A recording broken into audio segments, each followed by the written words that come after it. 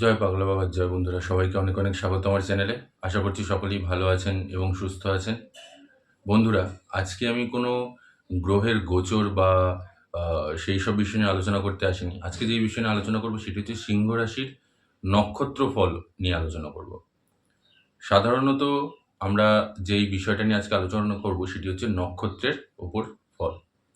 তাই ভিডিওটা অবশ্যই শেষ পর্যন্ত দেখার আপনাদের সকলের কাছে আমার অনুরোধ রইল। কারণ এই ভিডিওটার মাধ্যমে আপনারা অনেক কিছু গুরুত্বপূর্ণ তথ্য, যেগুলো হয়তো আপনাদের কাছে অজানা, সেই জিনিসগুলো আপনারা জানতে পারবেন। তাই চলুন ভিডিওটা শুরু করছি। সবাই একসাথে সঙ্গে থাকবেন। প্রথমত যেটা বলবো সেটা হচ্ছে, আমরা সকলেই জানি যে সিংহ রাশির যেসব জাতক বা জাতিকা, তারা সাধারণত ৩টি নক্ষত্রের মধ্যে জন্মগ্রহণ করে। প্রথম হচ্ছে মঘা নক্ষত্র, দ্বিতীয় পূর্ব ফাল্গুনী এবং সর্বশেষ উত্তর ফাল্গুনী নক্ষত্র। এবার আজকে যে বিষয় নিয়ে আলোচনা করব সেটা হচ্ছে মঘা নক্ষত্রের মধ্যে যেসব জাতক বা জাতিকারা জন্মগ্রহণ করেন, তাদের জীবনশৈলীটা কেমন হয়ে থাকে, তাদের জীবনের টার্নিং পয়েন্ট কোন সময়টা, তাদের সফলতা কখন আসে, কোন বিষয় বিশেষ সফলতা আসে, কি করলে তাদের জন্য শুভ হতে পারে, কোন বছরটা তাদের জন্য খারাপ আসতে পারে, সেই সমস্ত বিষয়গুলো নিয়ে আলোচনা করব। তো আমরা সকলেই জানি যে মঘা নক্ষত্র, যার অধিপতি হলো কেতু। আর কেতু কেতু কম বেশি আমরা সকলেই জানি যে কেতু হচ্ছে পূর্বজন্মের কর্মের ফল ভোগ করায়, অতীতের কর্মের ফল ভোগ করায়, প্রারব্ধের ফল ভোগ করায়। তার সাথে সাথে আমাদের জীবনে আধ্যাত্মিকতারও বিকাশ ঘটায় প্রচুর পরিমাণে। এই পার্থিব জগতে যত মোহ মায়া আছে, যত জিনিসের প্রতি লোভ রয়েছে, সেই সমস্ত কিছু লোভ থেকে আমাদের কেতু দূরে সরিয়ে আনে এবং আধ্যাত্মিকতার পথে এবং আয়নাটাকে দেখায় যে আসলে আমাদের যে সর্বশেষ ঠিকানা সেটা কি, আর আমাদের অ্যাকচুয়ালি কি করা উচিত। যাই হোক, তো যেহেতু আমাদের এই মঘা নক্ষত্রের যেসব জাতক বা জাতিকা, তাদের অধিষ্ঠাতা বা তাদের বলতে পারেন তাদের অধিপতি গ্রহ হচ্ছে কেতু। তো সেক্ষেত্রে এখানে কিছু ভালো ফলও দেবে, কিছু খারাপ ফলও দেবে, কিছু চ্যালেঞ্জও আনবে জীবনে। এমন এমন সময় কিছু চ্যালেঞ্জ আনবে যে এই সময়টা আপনাদের মনে হতে পারে যে আমার এখন সব শেষ হয়ে গেছে, আর আমার কিচ্ছু করার নেই। ঠিক সেই মুহূর্তেই আপনাকে তুলে দেবে, সেই মুহূর্তেই আপনাকে দাঁড় করিয়ে দেবে। তো সাধারণত এই যে মঘা নক্ষত্রের যেসব জাতক বা জাতিকা রয়েছেন, তাদের আমি যদি ব্যক্তিত্ব বলতে যাই, তাহলে এরা কিন্তু খুব পরিমাণে আত্মসম্মান বোধ পরিপূর্ণ হয়ে থাকে। আত্মমর্যাদা বোধটা খুব পরিমাণে হয়ে থাকে। সেলফ রেসপেক্ট যেটাকে বলা যেতে পারে, সেটা খুব পরিমাণে থাকে। সহজে কারোর কাছে নত না হওয়া, কারোর নিচে থেকে বিশেষ কাজ না করা, নিজের একটা স্বাধীন পৃথিবী তৈরি করা, এবং সবথেকে বড় জিনিস যেটা, সেটা হচ্ছে প্রচুর পরিমাণে ইগো একটু বেশি হয়ে থাকে এদের মধ্যে। সাধারণত কেউ যদি এদেরকে কোনো ছোট বড় কথা বলে থাকে বা কেউ যদি অপমান করে থাকে, সেই অপমানের প্রতিশোধ কিন্তু এরা খুব সুন্দর নিয়ে নেয়। সে আজ হোক বা ৫ বছর বাদে হোক, নেবেই। এবং সবথেকে বড় জিনিস যেটা, সেটা হচ্ছে এদের মধ্যে নেতৃত্ব দেওয়ার একটা প্রবণতা খুব পরিমাণে থাকে। এদেরকে আপনারা সহসা নিজের আন্ডারে রেখে কাজ করাতে পারবেন না। এরা তৈরিই হয়েছে রাজ সিংহাসনের জন্য। এরা বসে থাকে রাজ সিংহাসনে এবং এরা সেখান থেকেই নেতৃত্ব প্রদান করে থাকে। তো এই ধরনের জাতক জাতিকা হয়ে থাকেন যারা, যেসব সিংহ রাশির জাতক জাতিকা যারা মঘা নক্ষত্রের মধ্যে জন্মগ্রহণ করে। এইবার এদের মধ্যে কিন্তু দায়িত্ববোধটাও খুব পরিমাণে থাকে। যে কোনো কাজের দায়িত্ব এরা খুব সুন্দর করে পালন করতে পারে। আপনি যে কাজেরই দায়িত্ব দিন না কেন এদেরকে, এরা কিন্তু সেই কাজটাকে সুসম্পন্ন করে তারপরেই ছাড়বে। এরকমটা নয় যে আপনি কাজ দিলেন, সে কাজটা নিল, আচ্ছা করে দিচ্ছি বা করব বা ঠিক আছে দেখছি, এরকম কোনো কিছু। যতক্ষণ না সেই কাজ শেষ হচ্ছে ততক্ষণ অবধি এরাও শান্তিতে থাকতে পারে না। একটা মানসিক অস্বস্তির মধ্যে দিয়ে ভুগতে থাকে। একটা ভেতরে, ভেতরে একটা জ্বালা বোধ করতে থাকে। এখনো কাজটা কেন শেষ করতে পারলাম না? আর কিছু সময়ের মধ্যে আমাকে করতে হবে। আর এরা একটা টার্গেট সেট করে নেয় যে আমি এই সময় কাজটা ধরছি, আমাকে এই সময়ের মধ্যে কাজটাকে কমপ্লিট করতে হবে, মানে করতেই হবে, এবং সেটা করেও ছাড়ে। কারণ যেরকম বললাম যে এরা খুব পরিমাণে দায়িত্ব পালন করতে খুব ভালো পারে এবং যেকোনো কাজ খুব নিষ্ঠার সাথে, খুব সততার সাথে এরা সেই কাজগুলোকে সুসম্পন্ন করে দেয়। এবার এসছি এদের কর্মটা নিয়ে। বিশেষত দেখা গেছে যারা মঘা নক্ষত্রের মধ্যে জন্মগ্রহণ করে, তারা সাধারণত কোনো সরকারি প্রতিষ্ঠানে কাজ করে, সরকারি চাকরি করে থাকে বা কোনো সরকারি উচ্চ পদ স্থান লাভ করে থাকে, ঊর্ধ্বতন কর্মকর্তা হিসেবে কাজ করে থাকে। এর সাথে সাথে তারা বিশেষ কোনো একটি জায়গা সরকারের, সেই জায়গাটা কিন্তু হোল্ড করে থাকে এবং সেখান থেকে এরা কিন্তু জীবনে প্রচুর পরিমাণে উন্নতি করে। প্রশাসনিক ক্ষেত্রেও কিন্তু এদের সফলতা প্রচুর পরিমাণে দেখা গেছে। তো সাধারণত আইন সংক্রান্ত হলো বা আপনার প্রশাসনিক সংক্রান্ত হলো বা সরকার কর্তৃক কোনো কাজবাজ, সেই ধরনের জায়গায় কিন্তু এইসব জাতক জাতিকাদের বিশেষভাবে দেখা গেছে তারা সেই জায়গাতে নিজেদেরকে খুব পরিমাণে সুপ্রতিষ্ঠিত করেছে। এবার যদি আমি ব্যবসার কথা বলি, তাহলে এই জাতক জাতিকাদের ব্যবসার জায়গাটা কেমন হয়? এদের ব্যবসার ভাগ্যটাও খুব ভালো হয়ে থাকে। ব্যবসাতেও এরা কিন্তু প্রচুর লাভ করে থাকে। ব্যবসা সাধারণত জামাকাপড়ের ব্যবসা যদি এরা করে, তার সাথে সাথে আ ধরুন ওষুধের ব্যবসা করলো সেই জায়গাটাতে। এছাড়াও আ এই উম এ এ এ এর সাথে সাথে যদি ধরুন আপনাদের পণ্যদ্রব্য, সেই ধরনের ব্যবসা করলো, এই ব্যবসাগুলোতে কিন্তু এইসব জাতক বা জাতিকারা খুব পরিমাণে লাভবান হয়ে থাকে। সেখান থেকেও এরা জীবনে প্রচুর উন্নতি করে, প্রচুর লাভ আসে এবং প্রচুর অর্থ উপার্জন করে। হ্যাঁ, কিছু, কিছু ক্ষেত্রে দেখা গেছে যে তারা, অনেক জাতক জাতিকা আছে যে অন্য ব্যবসাও করছে। এই নয় যে অন্য ব্যবসা করলে তারা মুখ থুবড়ে পড়বে বা কোনো কিছু। কিন্তু এই ব্যবসাগুলো সাধারণত ওদের জন্য সবথেকে শ্রেয় এবং সেই জায়গাতে এরা কিন্তু প্রবল পরিমাণে উন্নতি করে থাকে। এবারে আসছে এদের চরিত্রটা। সাধারণত এইসব জাতক জাতিকাদের চরিত্রটা যদি আমি বর্ণন করতে যাই, তাহলে এরা খুব পরিমাণে উদার হয়ে থাকে। খুব পরিমাণে আবেগপ্রবণ হয়ে থাকে, সহানুভূতিশীল হয়ে থাকে। অন্যের কষ্টে নিজে কেঁদে ওঠে। অন্যের কষ্ট বিশেষ একটা দেখতে পায় না। কাউকে কোনো সমস্যার মধ্যে দেখলো, সঙ্গে, সঙ্গে সেখানে ঝাঁপিয়ে পড়বে। খুব পরিমাণে দূরদর্শিতা হয়ে থাকে এরা। আর খুব ফোকাসড হয়ে থাকে যেকোনো কাজে। এবং এর সাথে, সাথে যেকোনো মানুষের আ হয়তো নিজের কাছে খুব সামান্য রয়েছে, সেই সামান্যটুকু দিয়েই অন্য মানুষের সাহায্য করবে। কারণ এদের মনটা খুব পরিমাণে বড় হয়ে থাকে। এরা খুব পরিমাণে মানুষের সেবা করতে ভালোবাসে। সমাজসেবী হিসেবেও কিন্তু এরা খুব পরিমাণে প্রতিষ্ঠিত, এইসব জাতক বা জাতিকারা। এবার বলছি এই জাতক জাতিকাদের বিশেষ করে শুভ বছর, যে জীবদ্দশায় এদের শুভ বছর কোনগুলো থাকে, যেই বছরগুলোতে এরা ভালোভাবে উন্নতি করতে পারে, ভালোভাবে অর্থ উপার্জন করতে পারে, ভালোভাবে নিজেদেরকে সমাজের মধ্যে প্রতিষ্ঠিত করতে পারে। যে বয়সগুলো বলবো সেগুলি হচ্ছে ২২ বছর, ২৮ বছর, ৩২ বছর, ৩৬ বছর, ৪৪ বছর, ৪৯ বছর এবং ৫৬ বছর। এই বছরগুলো কিন্তু এই সিংহ রাশি মঘা নক্ষত্রের যেসব জাতক জাতিকা আছে তাদের জন্য খুবই গুরুত্বপূর্ণ বছর। এই বছরগুলো খুব টার্নিং পয়েন্ট থাকে এবং এই সময়গুলোতে, এই বছরগুলোতে এরা কিন্তু খুব পরিমাণে সফল হতে দেখা গেছে।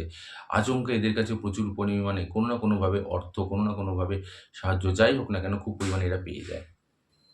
তবে আরেকটা জিনিস, সেটা হচ্ছে এদের যখন ২২ থেকে ২৩ বছর বয়স, সেই সময়টাতে আপনারা লক্ষ্য করে দেখবেন এরা কিন্তু অলরেডি জীবন যুদ্ধে নেমে পড়ে।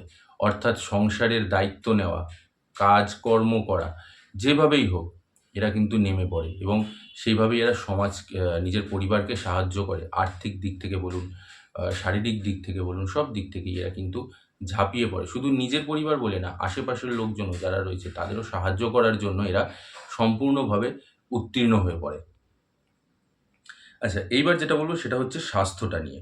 স্বাস্থ্যটা যদি আমি বলতে যাই, তাহলে সেক্ষেত্রে এসব জাতক জাতিকাদের স্বাস্থ্যের দিকে কিছুটা দুর্বলতা দেখা গেছে। বিশেষ করে স্নায়ুতন্ত্রের ব্যথা, স্নায়ুতন্ত্রের সমস্যা, তার সাথে, সাথে মাথা ব্যথা, মাথার সমস্যা, মাথা যন্ত্রণা, এই রোগগুলো। এছাড়াও মানসিক কষ্টের কারণে অতিরিক্ত চিন্তা, অতিরিক্ত মানসিক চাপ, ডিপ্রেশনে যাওয়া, ফ্রাস্ট্রেশনে ভোগা, এই জিনিসগুলো কিন্তু এইসব জাতক জাতিকাদের খুব পরিমাণে দেখা গেছে। সুতরাং এই জায়গাগুলো থেকে নিজেদেরকে সাবধানে রাখবেন। আর এর সাথে, সাথে বদহজমের সমস্যা এবং হাঁটুর সমস্যা, সেটা আর্থারাইটিস হতে পারে, সেটা বাত হতে পারে, যাই হোক না কেন, কিন্তু হাঁটুর সমস্যা কিন্তু লেগে থাকবেই থাকবে এবং বদহজমের সমস্যাও কিন্তু লেগে থাকবে। এই সমস্যাগুলো কিন্তু এই সিংহ রাশি মঘা নক্ষত্রে যেসব জাতক জাতিকাদের জন্ম, তারা কিন্তু এইগুলো ভোগ করবেই করবে। সেটা আজ হোক কি ৫ বছর বাদে হোক, করতেই হবে। এবারে আসছি এদের পারিবারিক দিকটা। পারিবারিক দিকটা যদি আমি দেখি, তাহলে বলব আমি যে পারিবারিক সূত্র, মোটামুটি পারিবারিক দিকে এদের কিন্তু খুব একটা আমি বলব না যে ভালো যায়। আবার খুব একটা বলবো না যে খারাপ যায়। মিশ্র ফল দিয়ে থাকে এদের পারিবারিক জীবনটা।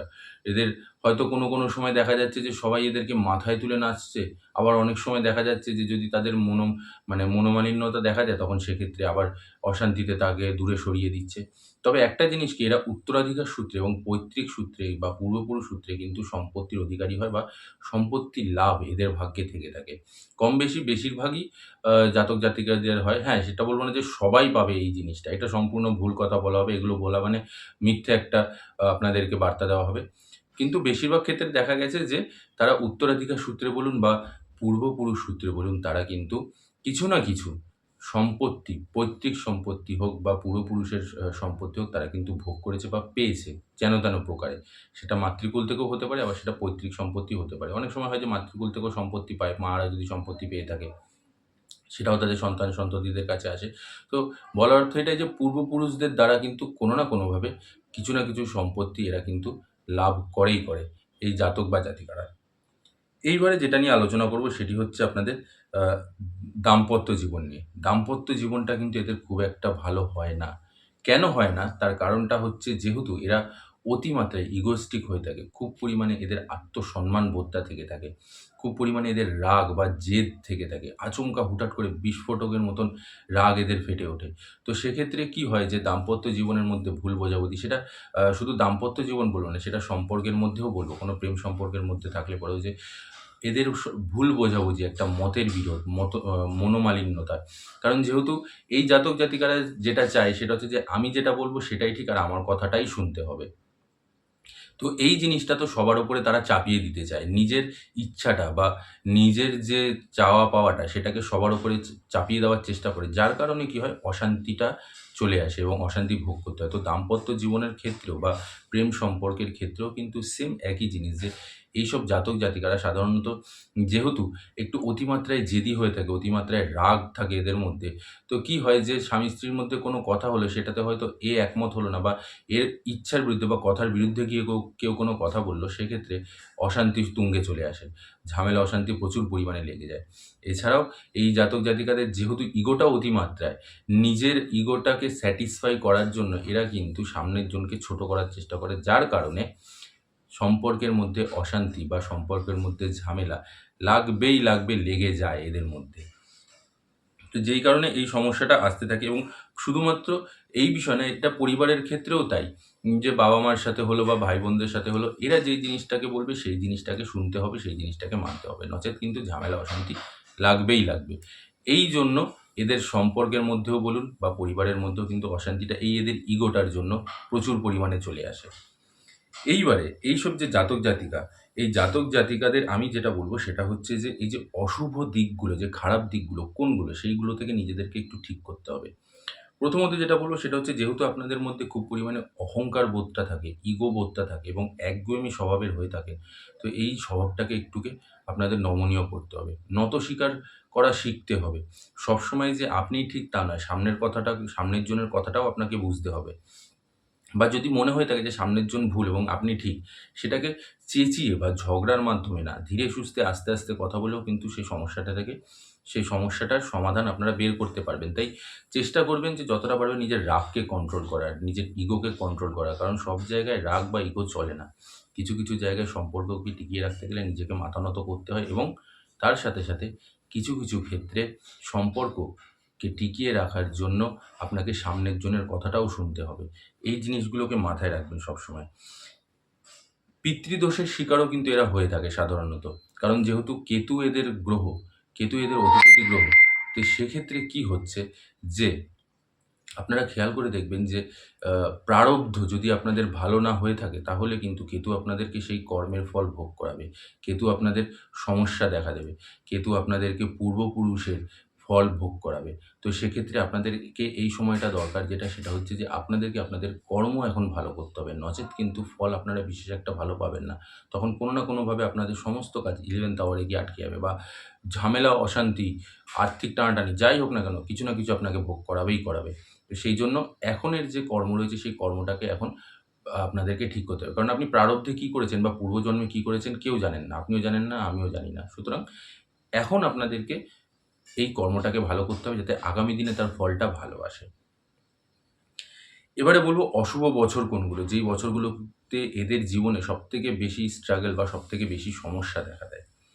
18 বছর, 19 বছর, 34 এবং 35 বছর, 40, 41, 42 এবং 43 বছর, 50 বছর এবং 53 বছর। এই সময়কালটাতে আপনাদের জীবনে কিছুটা সমস্যা দেখা দেবে এবং সেটা আর্থিক দিক থেকে হতে পারে, সেটা পারিবারিক দিক থেকে হতে পারে। এই ঝামেলা অশান্তিগুলো আপনাদেরকে কিন্তু ভোগ করতে হতে পারে এবং আপনাদের আয়ু যদি আমি বিচার করি তাহলে গড় আয়ু কম করে আপনাদের 75 থেকে 78 বছর অবধি থেকে থাকে। এই মঘা নক্ষত্রের যেসব জাতক বা জাতিকারা রয়েছেন যারা, তারা বেশিরভাগ দেখা গেছে যে 75 থেকে 78 এর মধ্যে তাদের আয়ুটা থেকে থাকে। তো এই ছিল আ মঘা নক্ষত্রে যেসব জাতক বা জাতিকারা জন্মগ্রহণ করেন তাদের একটি সাধারণ বিশ্লেষণ। আশা করছি আপনাদের ভালো লেগেছে। ভালো লাগলে অবশ্যই একটি লাইক, কমেন্ট আর শেয়ার করে দেবেন। আর সর্বশেষ একটা জিনিস বলব, সেটা হচ্ছে যে কর্মের ফল তো সবাইকে ভোগ করতে হবে। তো কর্মের ফল ভোগ করার জন্য আমাদের কর্মটা ভালো করতে হবে, তাহলেই দেখবেন ফলটাও আপনারা অটোমেটিক ভালো পেয়ে যাবেন। তো বন্ধুরা, এছাড়া যারা নিজেদের জন্মছক ব্যক্তিগতভাবে বিচার করাতে চান তারা আমার সাথে আমার স্ক্রিনে দেওয়া হোয়াটসঅ্যাপ নম্বরে যোগাযোগ করুন। আমি আপনাদের জন্মছক বিচার করে নির্ভুল প্রেডিকশন আপনাদেরকে দেবো এবং তার সাথে প্রতিকারও বলে দেবো যে কী করলে আপনাদের আগামী জীবনটা ভালো হবে এবং কোন, কোন সময় আপনাদের কী বাধা আছে বা সেই বাধা থেকে উত্তীর্ণ হওয়ার উপায় কী রয়েছে। সেগুলো সমস্ত কিছু আপনাদেরকে বলে দেবো। তাই স্ক্রিনে দেওয়া নম্বরে আমার সাথে যোগাযোগ করবেন। আজ এখানেই শেষ করছি বন্ধুরা। ভিডিওটি ভালো লাগলে অবশ্যই একটি লাইক, কমেন্ট আর শেয়ার করে দেবেন। আর ভিডিওটি হাইপ করতে কিন্তু একদমই ভুলবেন না। তাতে আমি আরও বেশি উদ্বুদ্ধ হব এবং আপনাদের সাথে আরও বেশি তথ্য শেয়ার করতে আমারও ভালো লাগবে। এবং কমেন্ট বক্সে কিন্তু পাগলা বাবার জয় লিখতে একদমই ভুলবেন না। আমি পাগলা বাবার কাছে আপনাদের এবং আপনাদের পরিবারের সকলের সুস্থতা এবং মঙ্গল প্রার্থনা করব এবং কামনা করব যাতে বাবা আপনাদের সকল ইতিবাচক ইচ্ছেগুলোকে পূরণ করে দেন। সবাই ভালো থাকবেন এবং সুস্থ থাকবেন। জয় পাগলা বাবার জয়, জয় মা সুন্দরী।